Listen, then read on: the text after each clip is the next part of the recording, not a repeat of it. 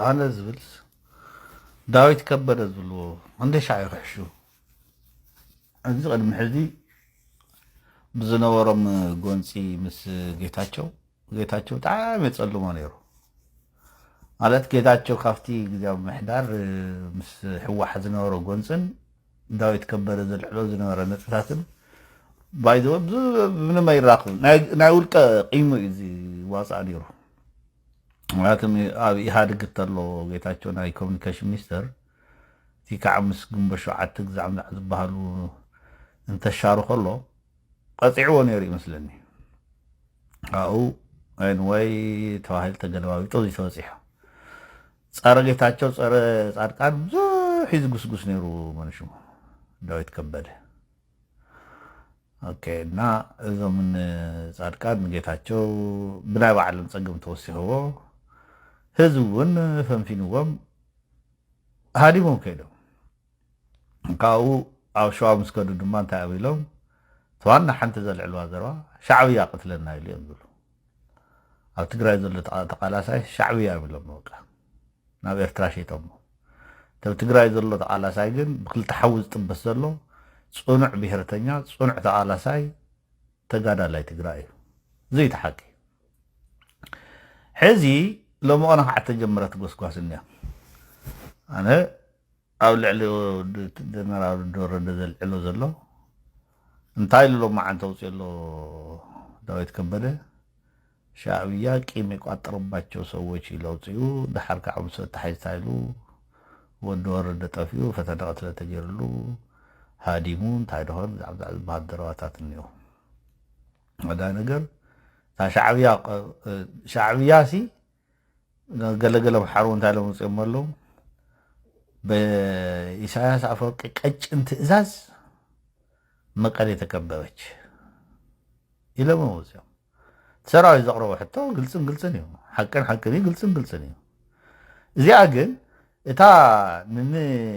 نجيتاتشو مسجوجة مالت قيمو مستواسة إتا نسأل كان جيتاتشو زتقوموا قال تتقيمو ኣብ ትግራይ ሻዕብያ ተቆጻጺሩ ሻዕብያ ዘመሓድረኹም ዘምስሎ ገይሩ ይዛረብ ዘሎ ኣነ ናይ ዳዊት ከበደ ሕሶት ምፍብራኽ ጋዜጠኛ ይትብሎ መንቃሕ ይትብሎ ንጉሆ ምሸትን ሕሶት ዝሕስበሉ ምክንያት ዕላሙ እንታይ ይትበልኩሚ ዲፋይን ክገብሮ ከዓ ክብሉ ኣይክእልን ሓደ ቅዋም ዘይብሉ ሰብ ስቂሉ ኣብ መዋእሉ ውሽጥስ حنت زي أتبهر قلت قوام حيزة يفلتن ناي غازيجنة بهرون يكونن غازيجنة وغنتينة يولن حقي فلفل يمواغد يكراخر صقمات فيس اب يقبر زي لانفلت كوناي غازيجنة إتيكس وكعا حق سرعات ندبن وصيغن ناي ولك ጉዳትና አልዓለ ወልቀ ክስታት ዘርበሉ ወገዲና ንርኢ ዘለና እና ሰብዚ አደው ክገብረሎ ይዝላነ አዳረ ገር ኣብ ትግራይ ሻዕብያ ይኮነ ዘመሓድሮ ትግራይ ተጋሩ ዘመሓድሮ ትግራይ ኣብ ትግራይ ዘሎ ተቃለስቲ ውጹኣት ተቃለስቲ ትግራይ እዚኦም ምጽላብ ኣብ ትግራይ ምሕንፋሽ ኣብ ትግራይ ዕግርግር ተፈጥር ንጎን مع قطر المسرح ካፍቶን ንብልጽግና አገልግሎም መልካት ወቅሶም ዝነበርካ ንጌታቸው ንግዝዑም ዝባኣስካ ንስኻያ ማለት እዩ ዕላማኻ ትግራይ ምርባሽ ወዚ እዚ ክነልዕል ከለና ኣብ ትግራይ ጸገማት የለው ማለት ኣይኮነን ኣብ ትግራይ እንቃዓ ጸገም እዩ ዘሎ መዓት ጸገም ዘሎ ትግራይ ጸገም የለን ኢሉ ዝዛረብ የለን ጸገም ከመይ ጌርና ንፍታሐዮ እንደዛ ተንኽእል ኢና ኣብ ትግራይ ዘሎ ጸገም ግን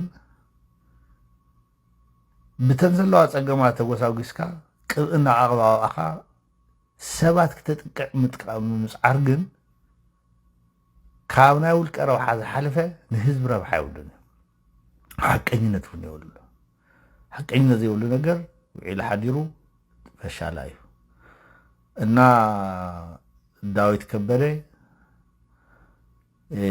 ሓሻው ኢኻ ዳዊት ከበደ መላኽዒኻ ዳዊት ከበደ ዕላማኻ ንጹር ኣይኮነ ዳዊት ከበደ እንታይ ከም ትደልን ባዕልኻ እውን ትፈልጥ ኣይመስለንን ዳዊት ከበደ ናይ ጋዜጠኝነት ብቕዓትን ክእለትን የብልካን ዳዊት ከበደ ውሽጥኻ ዝቁስቁሰካ ዝኾነ ክፍተት ኣሎ ክትገብሮ ዘይከኣልካ ነገር ክትገብሮ ዘይምኽኣልካ ድማ ንኻልኦት ብምውንጃል ንኻልኦት ብልብ ብምግባር እታ ዘለትካ ክፍተት ክትደፍን ትፈትን ሰብ ኮይንካ ይረኺበካ እና ካብ ሕሶት ካብ ምልኻዕ ካብ ምሽራው ካብ ምሕንፋሽ ወፂኻ ብቕዓት ዘለዎ ፕሮፌሽናል ሰብ ኮይንካ እንተትቃለስ እዩ ዝምረፅ ጉዳይ ብሔረ ትግራይ እንድሕር ኮይኑ እውን ከም ብሔረተኛ ኮይንካ ስራሕ ኣይ ኣብ ብሔረተኝነት ሆነ ካልእ ፖለቲካ ኣለኹም ኣነ ጋዜጠኛ እንትልካ ከዓ ሓቀኛ ፀብፃብ ፀብፅብ ሓቀኛ ዘየለ ፕሮፓጋንዳ እናነፋሕካ ፕሮፓጋንዳስ ትሰርሖ ፕሮፓጋንዳ ድማ ንመን ኢኻ ክትጠቅም እዩ ማለት ፕሮፓጋንዳ ይሰርሑ እንዲዮም ሰባት ፕሮፓጋንዳ ክትሰርሕ ኣለካ ዕላማ ይህልወካ እዩ ኣየናይ ዕላማ ተሰኪምካ ፕሮፓጋንዳ ትሰርሕ ኣለካ እውን ንፁር ኣይኮነን ሓደሻ ፕሮፓጋንዳ ሓደሻ ሕሶት ሓደሻ ጋዜጠኝነት ሕውሱስ ዝበለ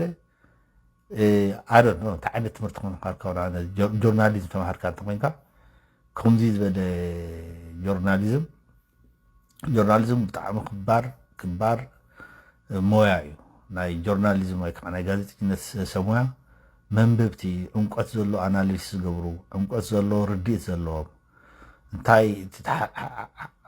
ሓቅን ሕሶትን ፈልፊሎም ዘውፅኡ ዳ እምበር ስኢሎም ተባሃሊሎም ዝዕንዱሩ ኣይኮኑን እዮም እና ይኣኽለካ ኣይተሓሹ ኣይተጨርር ኣይተሓንፍሽ